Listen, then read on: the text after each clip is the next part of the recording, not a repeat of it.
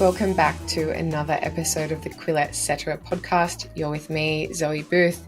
Sorry, it's been a while. I haven't uploaded in a few weeks. I've been on holidays in Indonesia, in Bali, and I really needed a little break, in this job, in this industry. It's just a constant onslaught of information and very stimulating and at times upsetting and exciting information. So I just really needed to take a little break, and I'm back, and this is the first interview I've recorded.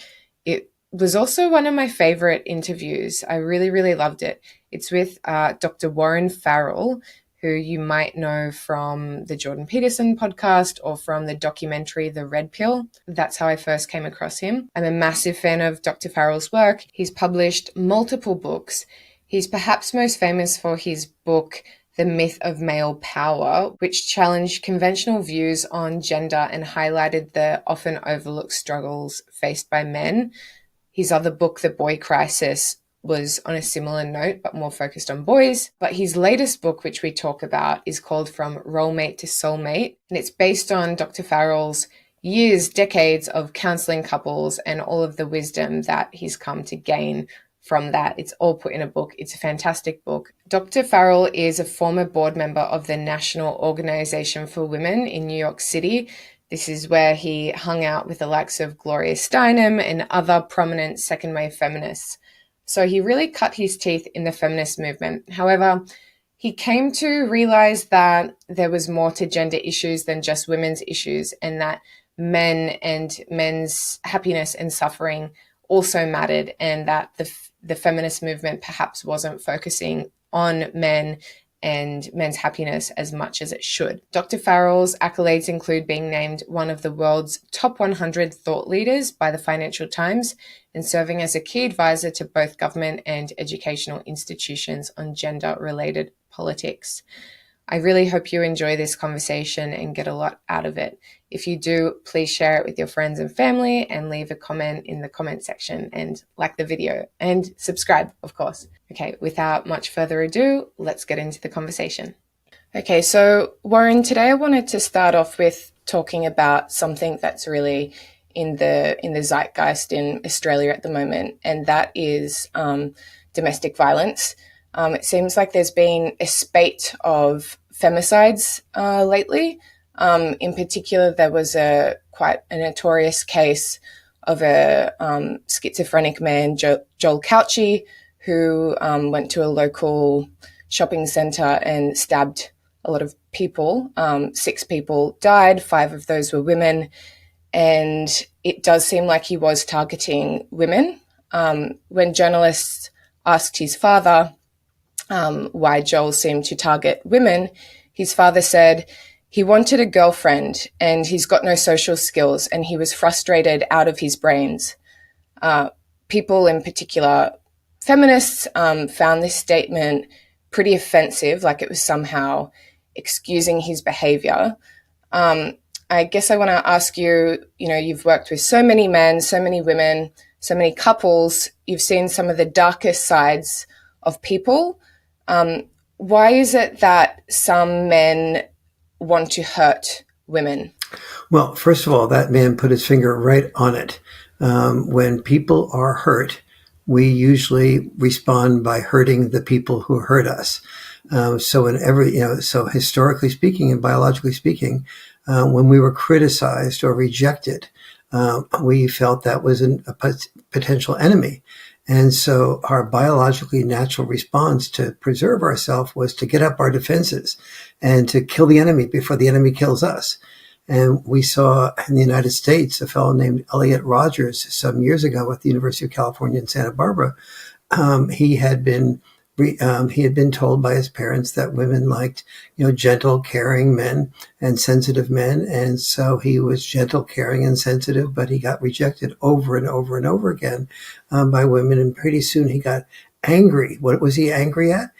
On the surface, he was angry at the women. Underneath the surface, he was angry and at himself for not being able to be acceptable enough and to always be rejected and to be a loser and to not know a way out of it, because he had been taught that, that being sensitive and caring was what women wanted, but he felt that the women were choosing the men that were the strong men and the men that were sort of not taking no for an answer, and the guys that were sort of rough and tough, and that was exactly the opposite of the way that he was taught to be. But he took that out on the women because he felt like they were basically, it's not a rational thing. It felt like they were that he was being rejected, and he was angry at that.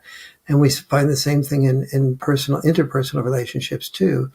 That for the same reason, when a woman and man love each other and they're criticized by the person that they love, they don't respond with, "Oh my goodness, I hadn't thought about that. Tell me more. I really want to know what's bothering you." They respond in a biologically dysfunctional, a way that was functional to survive. That is, you get up your defenses and you kill the criticizer before the criticizer kills you.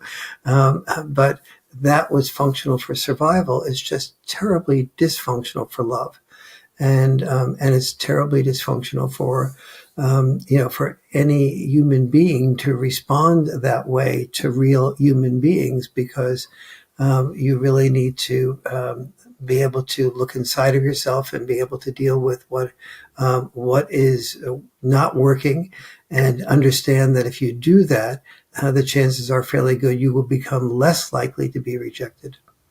And yeah, that point about criticism and not handling it is perhaps one of the biggest nuggets of truth from your book, your latest book, which we're going to be talking more about in this episode. We know that it is men who tend to perpetrate more physical violence. I'd love to hear your thoughts about maybe the forms of violence that women engage in relationships. But what can we do for men who are at that level where they physically want to hurt the women in their lives? Yes, first, it's probably important to get the data correct on this. The women and men at every age, except for when they're like first dating, like teenagers, they are violent against each other about equally and on every level of violence. The work that's been done in this area usually measures 7 levels of violence, from slapping somebody to hitting/punching them, to hitting them with an object, or to killing them. The one that's most complicated is killing. I'll get to that in a minute if you wish. But the levels of violence are, as they get more serious, women are more likely to hit a man with an object. Men are more likely to hit a woman, to slap a woman. But actually, that's not true. Even at that level of violence, it is not. Women and men do it about equally, except in teenage years, where women are about 4 times more likely to hit their partner as the males are to hit the woman. Now, whether that's because these people are younger and this is more recent, I'm not sure. But at any rate, the level of violence female to male among younger dating people has gone up very significantly. Female to male, it used to be more even. Now, the complex thing in the United States is that when you look at the people who kill, are theoretically 50% more likely to be men killing women than women killing men. However, the way men and women kill is very different. Men and women kill by when men kill, they usually kill the woman in anger, and then they usually kill themselves after that. So it's extremely easy for the police to pick up the fact that the man killed the woman. But when women kill, there's 2 different types of killing that women do. Wealthy women hire a hitman. And the hitman, and the arrangement with the hitman is that they will split or get some percentage of the will that the man leaves behind if they succeed. But in order to succeed, they have to make it look like an accident. They have to devise some, because otherwise the insurance will not pay out for the quote accidental death. And so if the woman is poor, she will usually have a boyfriend, and the boyfriend and she will make a plot to kill the man. Now here's the issue. So this becomes a contract killing in either of those two types of killings. But contract killings are listed by the FBI as multiple offender killings, not as the woman killing the man. There are many, many more contract killings than there are men killing women, but we don't know what percentage of those contract killings are women killing men. We just know that a lot of them are, and we don't even know what percentage are gotten away with, because the very purpose of a contract killing is to get away with it, so make it look like it, and it's oftentimes or sometimes the police will, only after a woman has 3 or 4 men that she has killed, that they begin to become suspicious, and sometimes dig in her backyard and find a few men, type of thing. So that's the physical aspect of it. Women are much more likely to do reputation ruining than men are, and other forms of undermining of the man when they're angry. The important thing, though, is that both sexes, when they are criticized or they feel demeaned or belittled, both sexes feel pretty much exactly the same thing, that they feel angry. So imagine two people talking, and one says to the other one, you really are always you're never paying attention to me. It seems like you really don't care at all. And the other one says, wow, I'm so sorry. Tell me more about that. I certainly don't want to. You're the person I love more than anybody else in the world. Please tell me why you feel that way. And then the person says, well, just look at dinner. You were reading a paper and I was talking to you. Tell me what I said. Actually, I don't remember what you said. I probably wasn't paying attention to you, just like you said. Tell me what you were saying, and how must have felt to you to be ignored by me. And I say I love you so much, but it doesn't seem like I love you when you talk, when I don't pay attention to you, does it? Now, is that woman likely to hit the man? I don't think so, because she's feeling heard by him. But if he responds by saying, oh man, you talk about not paying attention to me. Look at how many times you haven't paid attention you know what I mean? Vice versa. Look how many times you haven't paid attention to me. And we were over at the Zimmermans the other day, and and I said something, and you acknowledged you didn't even remember what I said. How do you think that made me feel? You're a lot worse about this than I am. And she says, no, you're worse than I am. And then boom, boom, boom, boom, and it escalates and it escalates. And sooner, when somebody's interrupted and yelled at, somebody might go like that and slap the other person. They might be very sorry afterwards, but when you don't feel heard, you're far more likely to escalate both verbally and physically. When you do feel heard, it's unlikely that you will hit the person who's hearing you well, as it would be for you to hit an ally. Yes, and I would say maybe not only the feeling of not being heard, but the feeling of being trapped. In my experience, that's a feeling of the only time, maybe I'm divulging too much, but the only time I've felt like I need to physically lash out has been when I haven't, this is in previous relationships, one in particular, haven't been able to leave the situation that was obviously getting out of hand and diffuse it by literally removing myself, or, I would have preferred that he left too, but it was always me who made the decision. This is way too much. I'm going to leave. And he would prevent me from leaving. And then I would feel very much like a caged animal that needed to, it felt like there was no other recourse but to physically lash out. Absolutely. Did the you were mentioning that I just finished a book on this called Role Mate to Soulmate, the one behind me, and Fantastic book. thank you very much. I really since it'll be out next month in July. So you received a PDF form, so you're one of the very Lucky me. few people who have read it, and so. But that's based on 30 years of conducting couples communication workshops.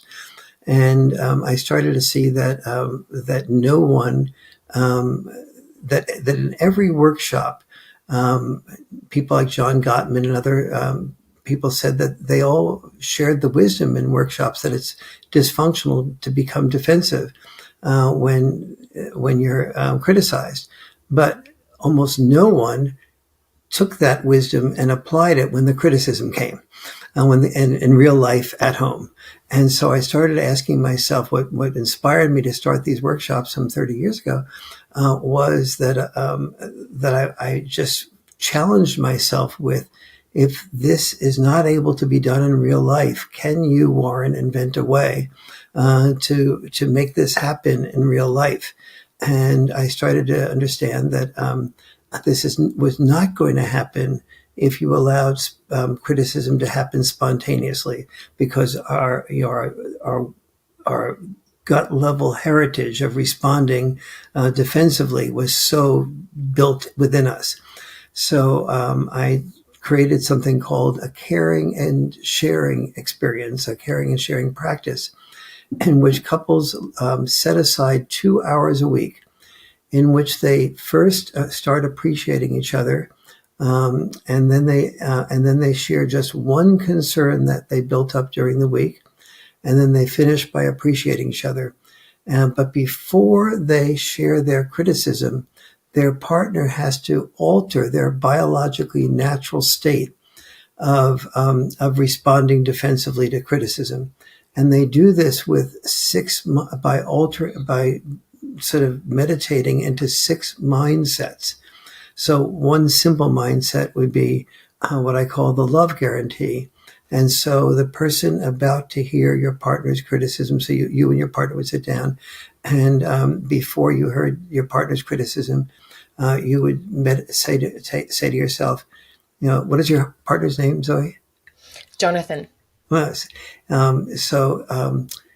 If I provide a safe space for Jonathan to say whatever he would like, in whatever way he would like, whether I agree with it or disagree with it, whether the tone of voice is too intense or not. If I provide a safe space for that, Jonathan will feel more safe with me, more heard by me, and therefore more loved by me, and therefore love me more. So you're away from the intensity of the experience, and you're beginning, this is just one of 6 meditations. And then you, in that meditative state, you say when you feel completely safe and secure to hear anything your partner needs to say, and without regard for whether it's distorted or exaggerated, or you feel anger or sarcasm in the voice. Interestingly, when the partner knows that you're really listening, there's no need for sarcasm, anger, or distortion, but there will always be a different version of the world than you have. And so then your job afterwards, after doing the 6 meditations, is you'll have a number of options, like you'll lose grasp of that at certain points. And I teach people in the workshop to say hold, so that they can put the conversation on hold for a moment and recenter themselves. And then after the conversation is over, I then reverse the process, and then the person who's been listening has a chance to share their own version of that experience. But before they share their own version of that experience, I teach them how to hear their partner's experience when that partner's experience is completely different from their experience, and then how to reconcile, how to live with the conflicting versions of that experience. And so rather than try to argue the other person into agreeing with your version. I give, as you know, I give some illustrations in the book as to how to do that and why to do that. But then the next question becomes like, what about the rest of the week? And the rest of the week, I teach the couples how to do a conflict-free zone. And so when a criticism comes up, which I'm not saying a criticism-free zone, because criticisms are likely to come up during the week, but how to take that criticism that comes up and be able to visualize being really heard, that rather than you responding and having your partner respond to you and having the whole thing escalate, visualize that you have a response to that. It doesn't agree with your partner's response. And you can be 100% secure that if you bring up your response at that caring and sharing time, it will be heard. And so what do you want to do? Get into a big argument here, or be fully heard at caring and sharing time? And there's a whole series of skill sets that I work with couples on to be able to create that conflict-free zone. And so after and then for 30 years, I would ask I would invite all the people in my couples communication groups to follow-up phone calls in which they would tell me what mindset worked for them really powerfully, what ones didn't have much impact. And this was just a couple of about 23 what I call love enhancements. And I got feedback as to what worked and what didn't work, and kept eliminating and kept modifying and so on until I got the role mate to soulmate the way I wanted it. Yeah, I think it's an incredible guide for not only people who are in relationships, but also I can imagine it would be helpful for people who are not yet in a relationship, or who are between relationships, maybe have just come out of a dysfunctional or unhappy relationship and want their next one to be a lot better, and are trying to prepare themselves to be a better partner and to have better expectations for what they want in a future partner and a future relationship.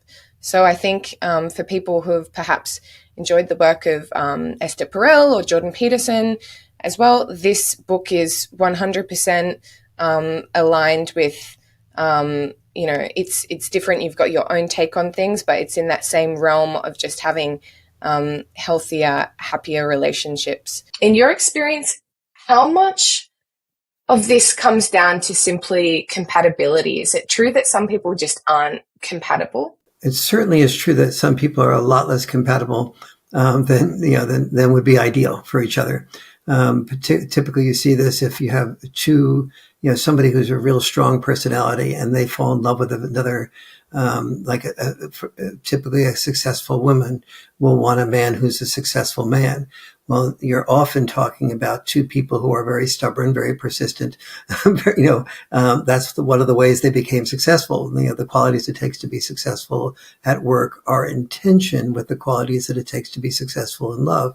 And so when two successful people, which we can expand on, but so those things are incompatibilities. But even people like that, when they understand how to hear someone else's very strong, persistent perspective, that leaves the person who is talking and trying to explain what they want to explain as not needing to be their worst selves. That is, not needing to manipulate or logically figure out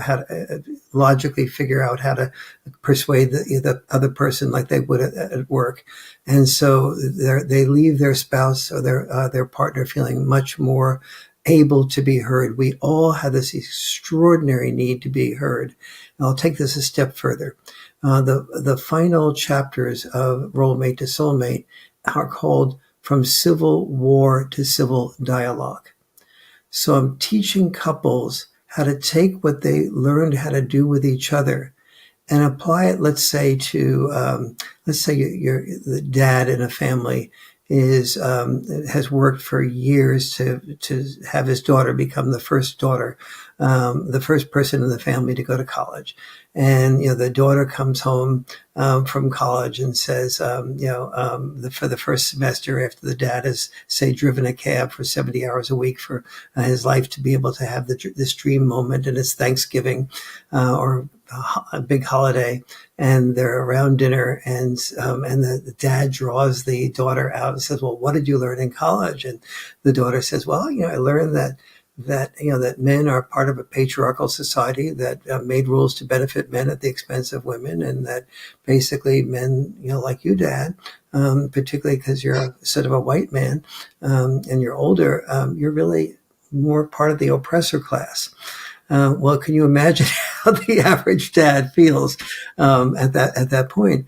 And so, what I'm teaching the dad in that case to do is to be able to hear what his daughter is saying, and draw his daughter out, and be able to know how to take what he learned in the workshop, and be able to basically meditate into an altered state before he hears the perspectives of his daughter, and really hear her for what her perspectives are, but then ideally to ask her to do some of the same for him. And then, so there's a number of things that I do like that. And I ask each person to work on finding a person's virtue. So let's maybe the virtue, maybe the daughter has now become a strong feminist, and the dad, feels that, that women and men were really best the way they were, naturally different. And so I'm asking the dad to say, let's look at the virtues. Where did you start with your feeling that there was a value to feminism, and seeing that you wanted women to be empowered, that you wanted women to be strong, you wanted women to be able to do what they wanted to do in the world.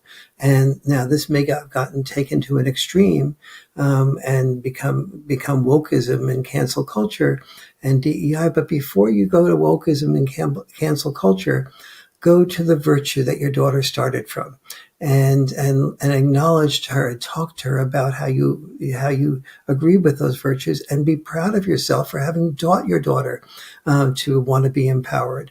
And before you get to whether victim power is really empowering your daughter, or victim power is undermining the power of your daughter and the respect for your daughter. And so I'm teaching both parties in political situations, whether it's your daughter or somebody at work, or it's somebody from the completely opposite political party, conservative versus liberal. Talk about, what do conservatives want to conserve? What do liberals want to? What do they feel is progress, and so on? You don't have to agree, but you need to leave the other person knowing that you hear their virtues, what they started out with, their best intent, and that allows you to be friends even as you are different. And at work, this is so important, because you get a whim of somebody's a whiff of somebody's feelings about a political candidate, and it may set you against him or her in a why is that? Why does it hurt or feel like a personal attack at times that someone votes for a different political party or believes that a completely different political opinion than you? Why does that cause so much strife in us? Because we feel that their fundamental values are different. So, for example, earlier in my career, I traveled all around the country, and usually about 50 speaking engagements a year, mostly at colleges. I get out of the plane, and oftentimes I was speaking on behalf of feminism at that time, and so this is very liberal and quote progressive, and so the person I would that would meet me at the gate would say, Dr. Farrell, before you go anywhere, I just want you to understand that this is probably the most conservative place you'll ever speak at, and just be aware of that. Well, after I heard that 20 out of 50 times a year for about 10 years, I realized this is a very conservative country that we live in the United States. That most people in most outside of the university communities and urban areas, they feel that men and men or women and women getting married, having sex and having sex in my days outside of marriage, no less having sex with each other, the same sex people, and no less getting married.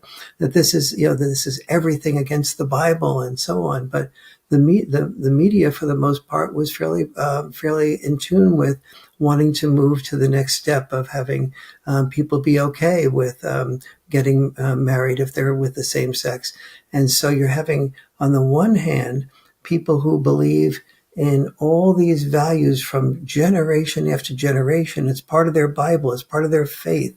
It's part of what they believe makes America great. And suddenly they're hearing perspectives that are making them feel from the progressive left, that are making them feel like less than, and they don't feel that the media is talking from their perspectives. And so after a while, they begin to look for somebody magical, a snake oil salesman like Trump, to be able to get them out of that. And so they're willing to accept any liar, narcissist, self-centered person in order to be able to be heard, because they haven't felt heard.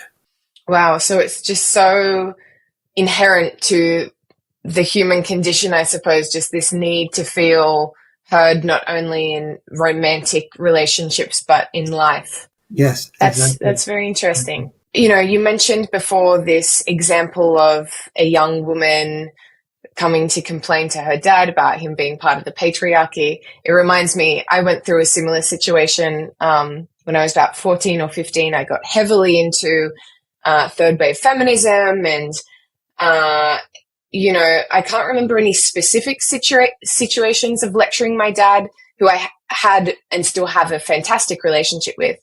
But I remember him never arguing with me. He just listened. Wow. And eventually I don't know, I guess just grew out of it. Yeah. Yeah. But he had a lot of patience. Yeah, that is wonderful. That is really wonderful. And, just listening is a great first step.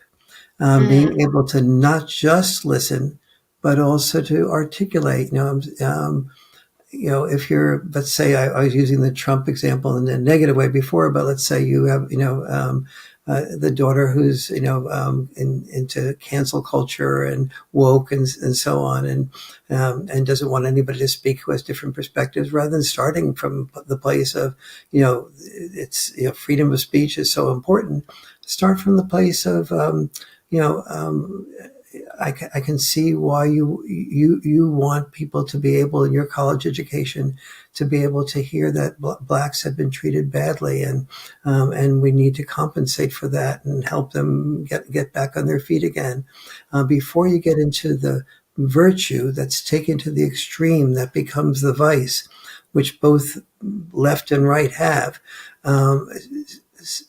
Let your child, your friend, your colleague, a political opponent, know that you understand the virtue where they come from. It's a lot easier for them to hear you once they see that you see that. On another topic, it's a bit different, I suppose, but it's similarly a topic that people get very upset about and have big debates over. It's non-monogamy, which seems to be more and more popular from what I see, into some, like polyamory. I can see, it's, I'm not sure, I'm 29, I haven't been on the planet for that long. The 70s looked pretty fun. It looks like there was a lot of polyamory happening then as well, but it does seem to be more accepted now. And, Esther Perel talks about this too, about how, to expect everything just from one person is it's a unrealistic expectation to have. That's one person is going to fulfill everything, and she has popularized maybe exploring other forms of non-monogamy. What do you think about this? It's a trade-off. And there's also two really important dimensions of a person's life. The trade-off is that with monogamy, you get stability, you get security, you get an ability to sort of plan ahead with your partner, come closer to them because they are everything to you. You try to listen in multiple ways to make compromises, to work things through. On the other hand, you don't have the diversity. You don't have the freedom. You often feel bored. You feel like you might be fantasizing other partners and feel badly about that. So that's if you don't have children. In brief on that first point, you have to be a much better communicator in order for polyamory or open marriages or open relationships to work, because you really have to spend time listening to and dealing with your own jealousies. We are human beings. It doesn't make logical sense to be jealous. It makes it's emotionally that way for the great majority of people. So that's one part of it. The second part is if you have children. If you have children, the amount of time children take, the amount of dedication they take, the amount of communication is extremely difficult. Fathers and mothers have inherent ways of raising children that are very different. In the Boy Crisis book, I talk about, have chapters on the difference between dad-style parenting and mom-style parenting, which means there's a need for communication about what is the value of dad-style parenting, what is the value of mom-style parenting. There's an enormous need once you have children for checks and balance parenting, but that takes a lot of time. And it takes time when you're exhausted and overwhelmed, both the mom and the dad. Oftentimes the mom is, just exhausted at every level from the moment knows she's pregnant to the time the children leave the home, basically. And the dad is oftentimes increasing his focus on work. And also, if he's a good dad, when he isn't working, spending time with the children. And that is very difficult to have a polyamorous relationship in the context of all those responsibilities to your children and the division of the division of yourself between thinking of your child, your spouse, and also thinking of the other person you might want to get in touch with and how you're going to arrange it, and whether you want your wife or your husband to see this text, and even though you have an open relationship, it's still it creates pain, and so those things are. So I definitely advise monogamy when you have children. When you don't have children, make sure you master the roommate to soulmate communication first before you get into any type of open relationship, if you don't want the open relationship to undermine your primary relationship. Great answer. Having this conversation with you, you're so wise. You've got so much experience talking with couples. I wonder though, is it, the couples who must be reading this book or coming to your workshops, they at least have the level of self-awareness to know that they want to be a better partner or have a better relationship. What about the people who aren't even there yet, that they're maybe in these highly toxic, volatile relationships? Maybe there are drugs involved. Maybe there's, extreme financial hardship. Maybe they're from sort of a lower socioeconomic class. What can be, do these same guides apply for them, or what can perhaps happen, from a government level to help people who are in these extremely volatile relationships? Yeah. Well, a number of things. First of all, I think we really need to, when I took calculus in high school, I've used it, I think, 0 times since. Whereas if I had had communication classes from first grade on in school as part of my education and learned how to hear people that differed from me and understood that the bully and the bullied have a lot of very similarities in their personality. And they're both insecure. They're both wanting approval. They're both wanting attention. They're both wanting love. They're both wanting to be respected. And if the first, when I was training to be a teacher in college, we went away for a retreat weekend, and everybody was encouraged to talk honestly about what they felt and saw in each other person in the group. And for the first time in my life, I saw that the things that I was trying to present myself as that maybe weren't 100% truthful, most people just saw right through them, through me. And it was like, oh my God, there's something, the importance of communication really started to come home to me.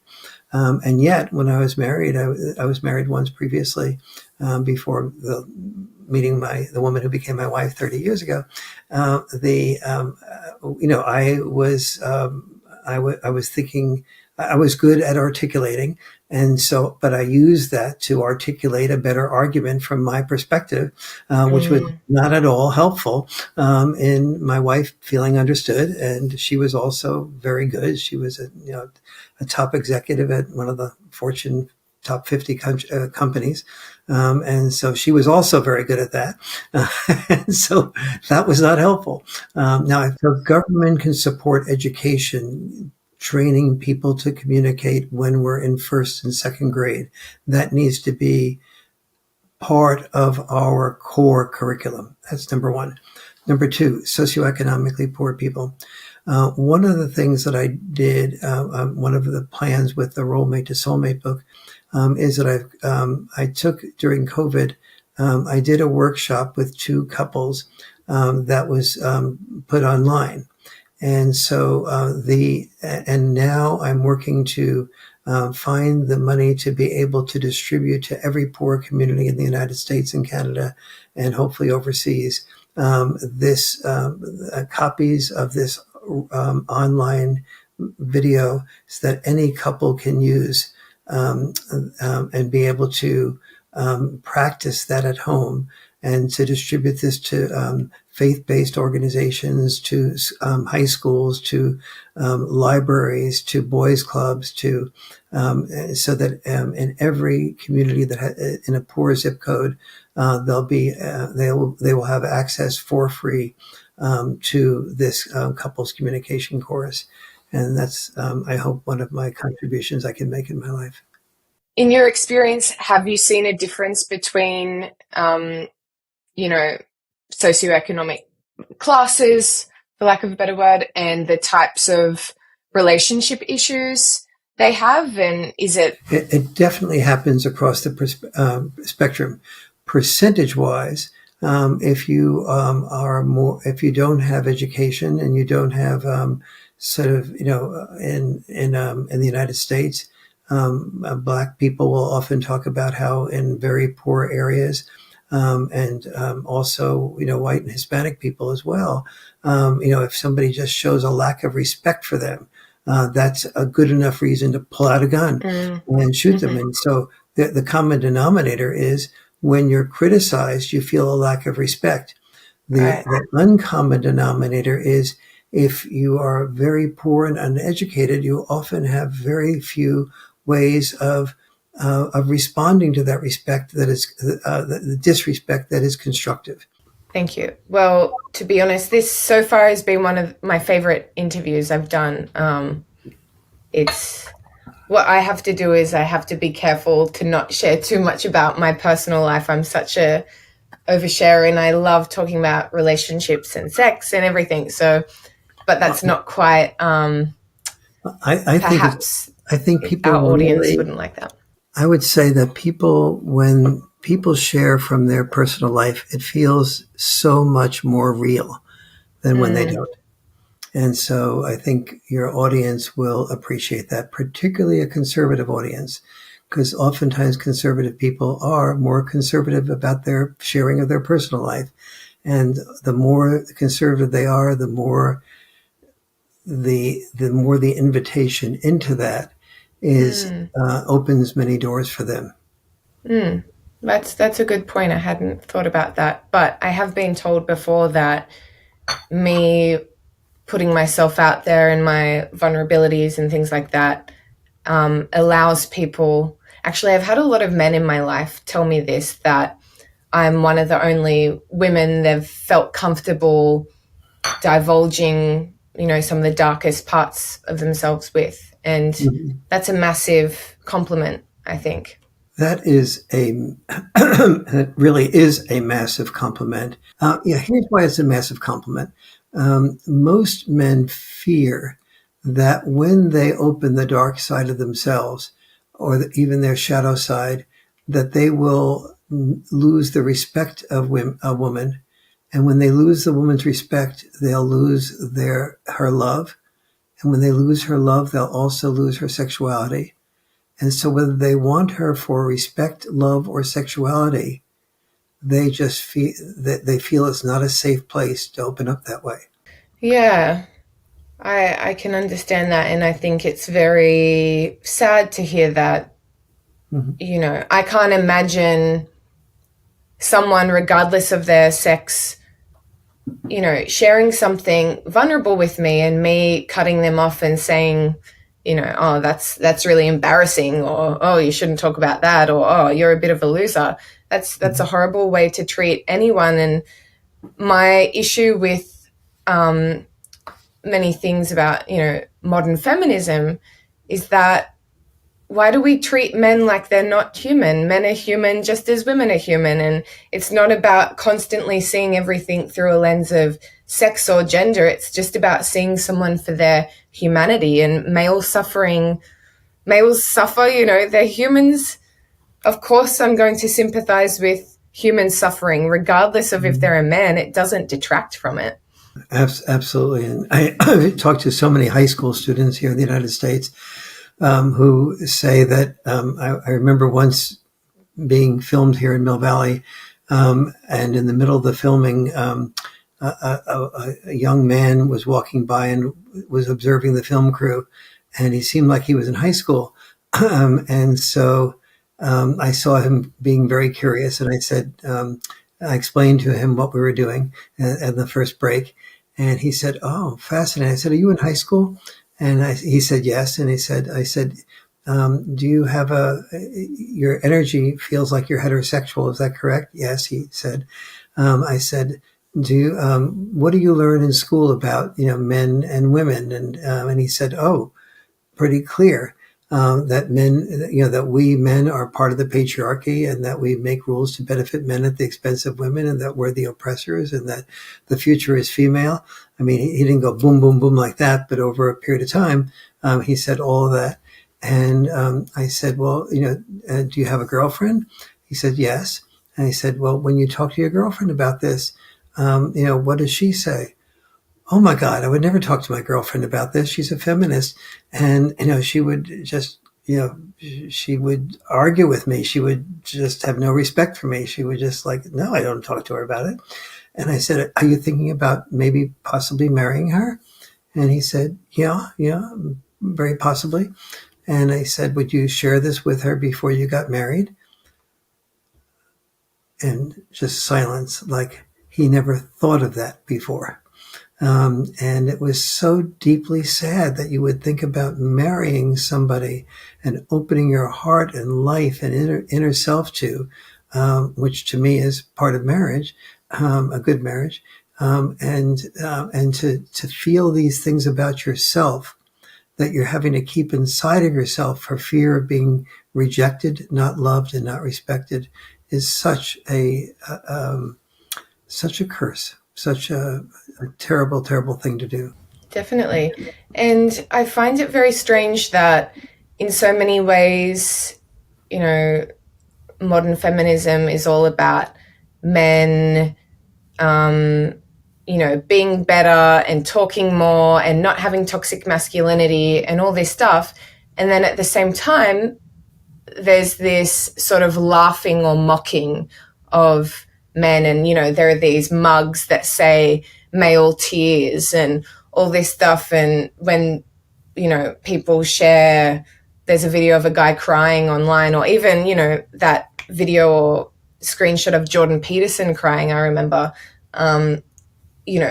people were so quick to mock him, many supposed feminists. So it's like, what do you want? On one hand, you say you want men to show their emotions, and then you mock them when they do. Yes, it's absolutely. Men feel caught between a rock and a hard place, and they they feel that their feelings are wanted when it's in praise of women, but not wanted when it's revealing some of the feelings that they have about female privilege, about women wanting to have their cake and eat it too. Things. Women being critical of men without looking introspectively at themselves. Of women having focusing on victim power rather than sharing responsibility or talking about what responsibility do I have for this outcome. And so these are some, just a few of hundreds of things, that lead to the reasons we have so many men, more males today committing suicide than females. So, when boys and girls are 9 years old, they rarely commit suicide. And when they do, it's about equal. But when they get to be the ages of between 10 and 14, boys commit suicide twice as often as girls. Between the ages of 15 and 19, 4 times as often. Between the ages of 20 and 25, 5 times as often. Most people don't know that, and yet if this was reversed, and the journey through growing up female led to women increasingly committing suicide, there wouldn't be a person who wouldn't know that. When men and women are over 85, men are 1,750% more likely to commit suicide than women are. And if that figure was reversed, we would all know that.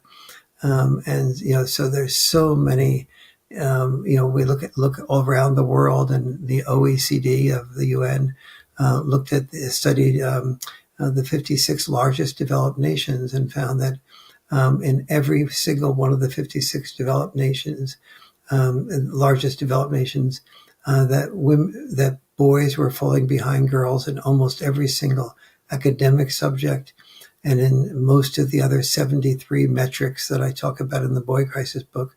And yet most people couldn't name 2 or 3 of those things, maybe education, that they're falling behind in. It's about the only thing that the average person could today understands. But it's not just education, not just suicide, but it's unemployment, it's dropping out of high school, it's not being able to handle themselves emotionally, being much more likely to be addicted to video games, to die from drug overdoses, and on and on and on. And so if we really are caring, if women are really caring, part of caring is to extend their compassion to men. But historically speaking and biologically speaking, the purpose of men was to protect women. And in order to protect women and other men, we had to be willing to die and be disposable. And it's very difficult to be focused on compassion for somebody who you have an investment in, that for them to be willing to die in order to protect you. You're caught between wanting them to be willing to risk their lives to protect you, and wanting to care about them. Yes, I definitely don't envy men and the roles they have to play. I think, like everything, in many ways it's really good to be a man, and in many ways it's really good to be a woman, and we both need each other, and we both have different inherent weaknesses but also benefits or privileges. But you mentioned before this victim power, and it is true that, victimhood is a currency now, or maybe you've seen it for a while. We talked briefly about Camille Paglia and how we're both fans of hers, and her concept of Amazonian feminism really changed the way I think and really brought me back into feminism, I suppose, but specifically this brand of feminism, which is not about victimhood, but about power, because women do have a lot of inherent power. She also has some controversial opinions when it comes to consent, which is very topical in Australia right now as well. I would love to chat to you about consent and your thoughts on it, because the orthodoxy today is that couples should be getting enthusiastic yes before they engage in sexual activity. What do you think about this? Well, I mean, I definitely feel both partners should be consenting before there's sex. And you don't just rape somebody. And but on the other hand, once you're in a relationship, there is sort of like a broad spectrum of consent.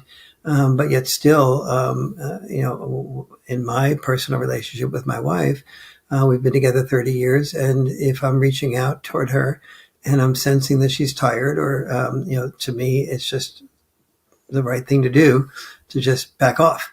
But the signs of consent, but you may be in a relationship where sometimes you tell your partner that, when I feel tired, I sort of want you to come on, because I really, sometimes you take responsibility for trying to get me through it and out the other side.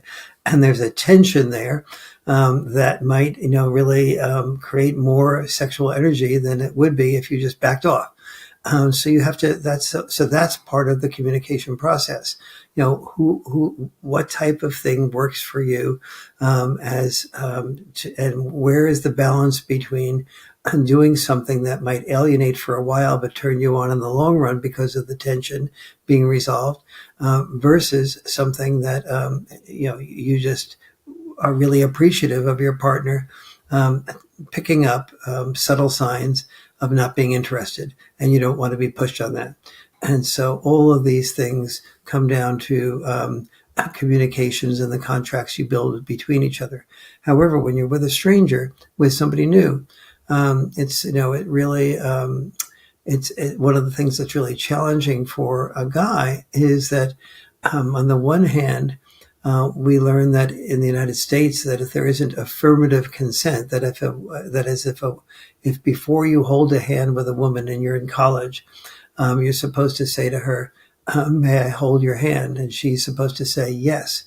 And when you take that, that the virtue of consent to that degree, it becomes a type of vice, because there is very little turn on.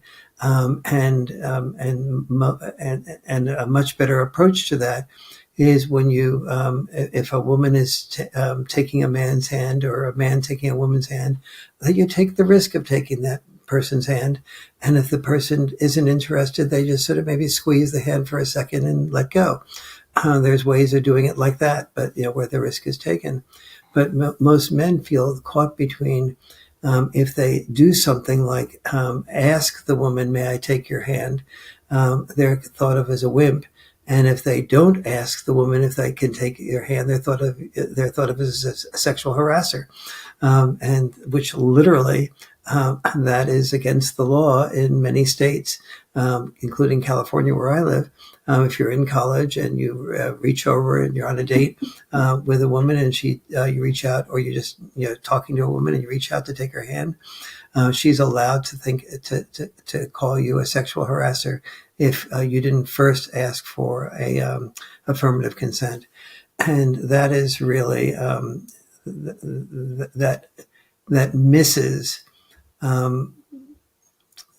the sexual excitement of risk taking, the interest of women on the part of women in a man who's willing to take a risk, and it also allows us to escape what we need to be doing in working with women in developing their sexuality, which is, when you are out on that date, you feel free to take the risk.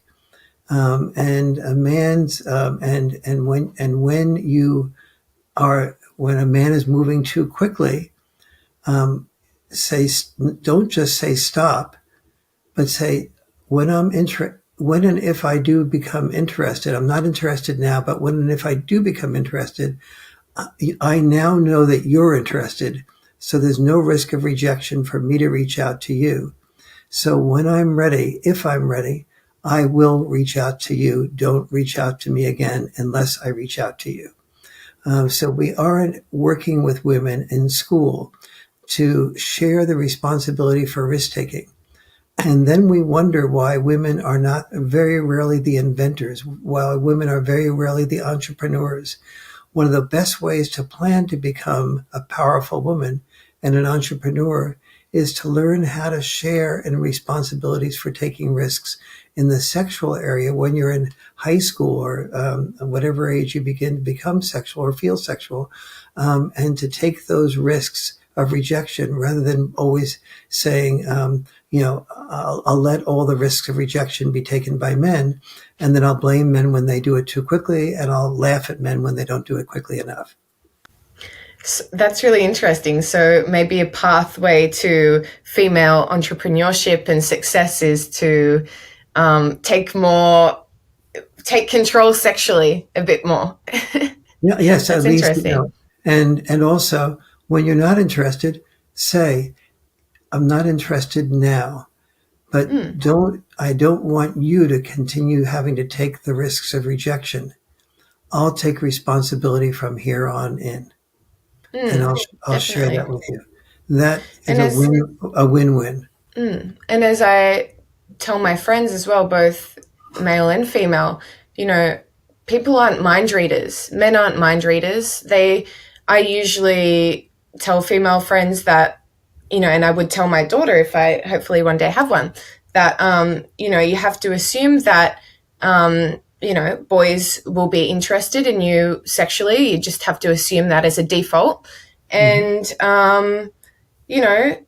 don't go in there naive, go in there knowing that, and you only put yourself in situations where you feel comfortable saying no or saying yes. But don't put yourself in situations where you know that it could be sexual and you know that you're not going to feel empowered enough to say Yeah. what you want, because that's a recipe for disaster. Yes, indeed. So first of all, the first part of what you say, I just want to sort of validate that. You need to know that here's what's happening in 9th, 10th grade in the class, that almost every boy that's heterosexual in the class is interested in being sexual with about at least half of the women, probably 2/3 of the women in that class. And what would it take for him to be sexual? About 5 minutes of time or less.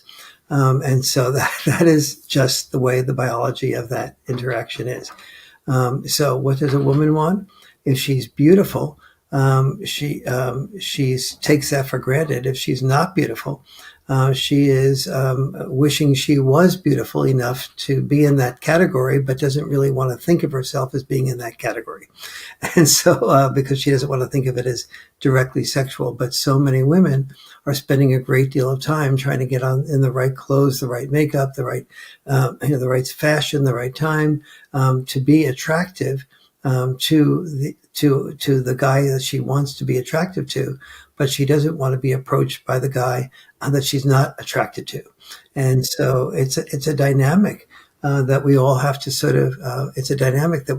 have to be aware this is what is happening in school. Now, another dimension of that is to understand that women are competing to have this beauty power, but they then oftentimes feel angry when it's exercised, when the response to that beauty power is exercised by somebody that they're not interested in. The beauty power is really there to have every man that she might be interested in her, to have her first choice men interested in her and even compete for her. But that leaves a challenging relationship for all the men she's not interested in, who are also attracted to her. Yes, and I find this concept of intrasexual competition, in particular female intrasexual competition, so interesting. And I could, talk about it till the cows come home. Maybe we should save it for a future interview. I know I've taken up a bit of your time now, but to finish up, where can people buy your books? Where can they see you speak next? Yes, the Boy Crisis book you can just buy online, and not just in print form, but also in Audible form, and that's available now. And the Role Mate to Soulmate book is available in a number of ways. It'll be available in July in both print form and Audible form, but also at the end of that book is a QR code to get for half price the Role Mate to Soulmate online video. And I've made that cheaper to buy if you buy the book. So you could buy the book and they get the online video for significantly less money than you could for just getting the video alone, because I'm such a strong believer in the online video being useful for couples to actually do the experiences together in a way that makes it very easy to follow through the video version of it. Great. And you'll be speaking at ARC in London, is that true? In London in February. I'll be speaking at ARC, which is the Alliance for Responsible Citizenship, yes, and a number of other places, especially when the Role Mate to Soulmate book comes out in July. I'll be doing a lot of speaking in TV shows and so on. Great. So head to Warren's website for more information about his upcoming speaking events. Warren, Dr. Farrell, thank you so much for speaking to me today. I'm a massive fan of your work. I hope it comes through in this video. It's been a pleasure to just have you there as a source of wisdom. I think the world really needs you right now. And thank you for joining me. Thank you. It's been a pleasure. As I mentioned off camera, you just are a really good asker of questions. You're thoughtful. You listen really well. It's a total pleasure being interviewed by you.